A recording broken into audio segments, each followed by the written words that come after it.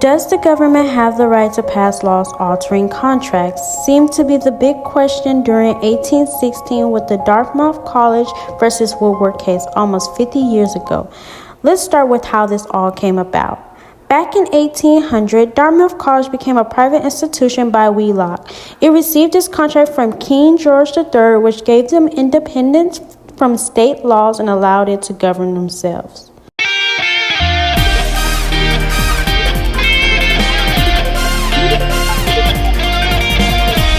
Now, the case arose when the president of Dartmouth College was depositioned by its trustees due to Wheelock's lack of leadership in decisions that he made. Get out, get away from me!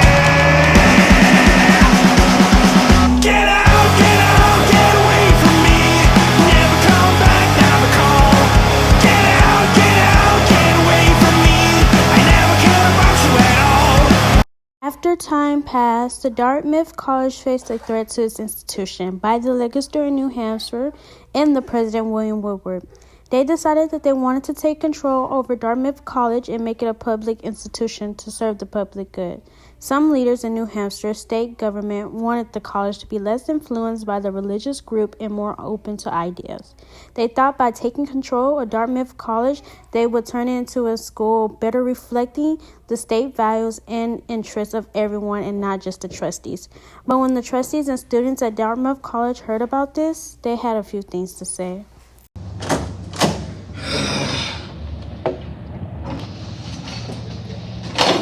Disregard for established rights. They can't do this to us. What are we gonna do?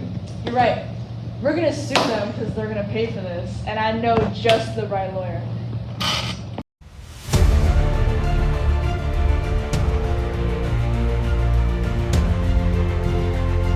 When we first heard the whispers about William Woodward's intention on our school, everyone was upset.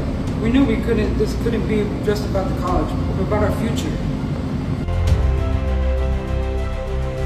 If the state took control, what would that mean for our beliefs? It felt like an attack not just on the college, but on our rights as citizens. The trustees were fighting for something bigger than themselves. Exactly. And when the trustees heard about the news, they were more upset than us. Seeing that the school potentially would fall under state control, it was truly devastating. And so it was for them, but that didn't stop the trustees. They were determined to protect their institution, which led up to the New Hampshire Supreme Court case. The trustees argued that the school was a private contract and that they had no right to change it without their consent. But the state court believed that the legislature and Woodward had the authority to alter the institution because it was a public institution that served a public purpose. We can't let them take control of our college, man. It's not right. I can't stress this enough. You're right. Our charter is being violated. During this time, Woodward had taken all of this with him as the new secretary of Dartmouth University, but still refused to proceed with the original charter and college documents. So the trustees decided to take their case to the U.S. Supreme Court to sue them, just like they said, which was led by Chief Justice Marshall, who agreed on hearing their case out. The trustees then asked for the help of Daniel Webster, who became their lawyer and agreed on what the trustees were fighting for.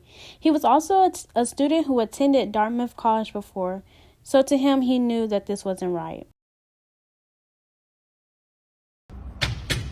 Court is now in session. We are gathered here today to consider the case of Dartmouth College versus Woodward, case number 17. This case presents a question regarding contracts and the limits of state power. Therefore, we should carefully consider the implications of this case, making sure we're sticking to the principles of justice and law as we decide. Please proceed. Thank you, Your Honor. I represent Dartmouth College, a private institution established under a charter granted by King George III, which was not only a document, but a contract that defines our rights and responsibilities. The action of New Hampshire to alter the charter violated the contract clause of the Constitution. Can you explain how these changes will hurt the college operations? Yes, Your Honor. The state's change would affect how the college will be run, especially who we can choose as our trustees. This would hurt our independence and mess up our way to provide our education. Thank you, Dartmouth College. The state of New Hampshire, you may proceed. Your Honor, We understand and represent the original contract. However, we believe that the state has a right to oversee institutions within its borders, especially those that serve the public. Our goal is to ensure accountability and good governance at Dartmouth College. Are you saying that the state can override the original charter? Yes, Your Honor. We believe that the state has the right to override the charter for greater good of the community it serves. Okay, Dartmouth College, how do you respond to the claim about public interest?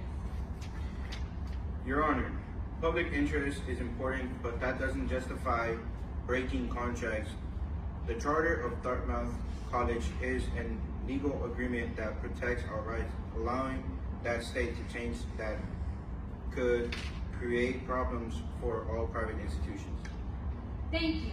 The courts will take all arguments into consideration, whether the New Hampshire legislature can override our private charter or not. Do you think we did it? This has to work. Yes, don't worry. After a long consideration, we have come to conclusion. What New Hampshire did was unconstitutional. New Hampshire violated Article 1, Section 10. Dartmouth College will continue to operate as a private institution. What? Are Thank you, Your Honor. You're welcome. No, I'm out of here. Justice Marshall's decision set the precedent that states could not alter contract between private parties, which led to the Supreme Court ruling in favor and victory of Dartmouth College.